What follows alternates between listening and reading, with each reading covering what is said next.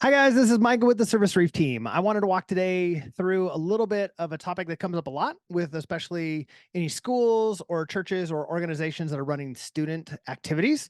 And that's the topic of creating family accounts and how do you manage students who are coming in, especially those who are under 18, and walk through some of the best practices and strategy with them. And so a couple of quick things, even as we start. So, as we've worked with organizations and churches through this, we've really found a three-step process to be the most effective at engaging and getting in the information that you need when you need it. The first step in that process is for parents to create their own account, and they can create their own profile in Service Reef by going to yourorganization.servicereef.com. So, whatever your organization is, encourage them to create their own profile. Once they've created a profile, they can create their own family member, including the student or any minors that might be going on a trip. They can add this simply from their dashboard. Once a parent has created their account and then added their student, then they go to the opportunity itself, to the trip or event that you're running. Parents or guardians can then apply on behalf of that student or that minor, and that ensures a couple of things. One, parents and guardians are CC'd on all notifications for that trip. Second, parents can log in on behalf of their student or their minor. Third, you as an administrator can engage that audience separately through our audience creation filter. Let's take a deeper dive and actually show you how this works within the system. All right, at this point, we have a parent who has created an account for themselves. And once they finish their Service Reef profile on your organization, they'll be taken to their dashboard, or they can log in and go to their dashboard. On their dashboard, they have a button over here to say Add Family Member. Additionally, they can go into My Family and also add a family member. Either of these will take them to the same location.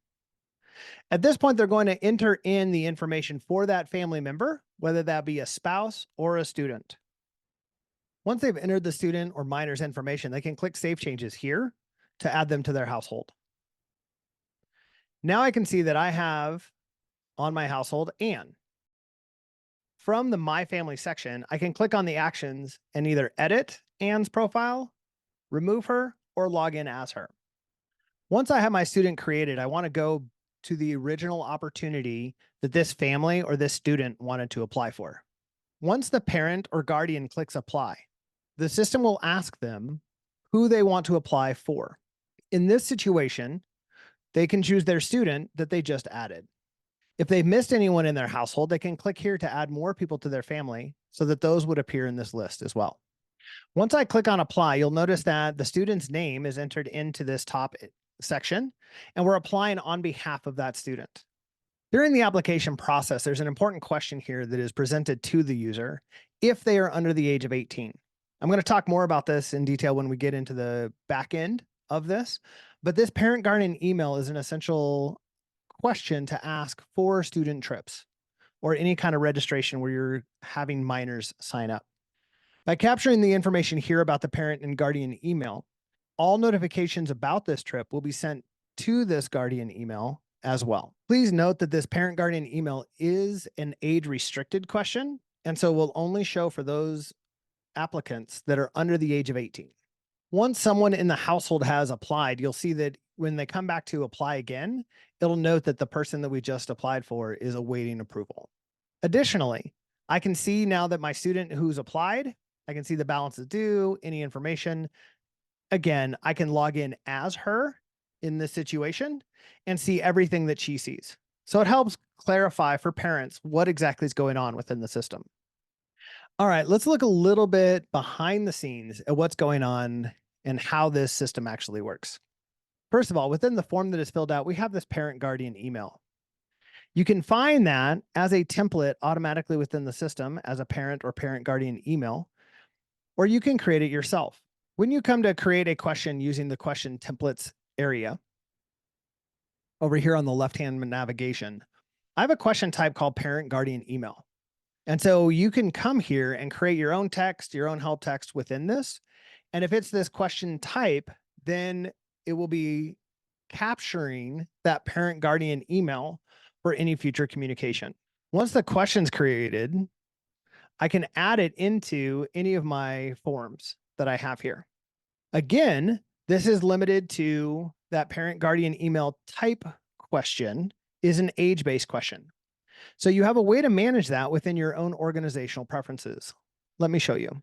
Within my organizational preferences, there's a section called minors.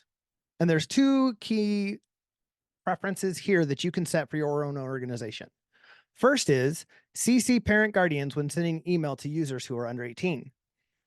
If this is not checked, the system will not send emails, even if they filled out the information during their application. The second situation is if you wanted to have that question show all the time.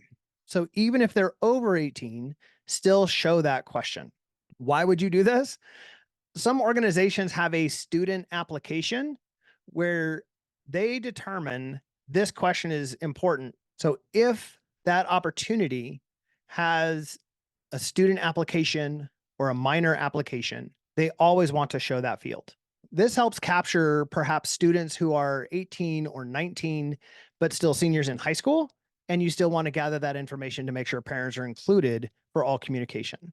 Additionally, there's an email audience that you can send. You'll notice here that the opportunity participant's parent, if you're using this parent guardian email question type, you now have the option to send out a communication just to the parents. I can do this on a per trip basis or globally across my organization.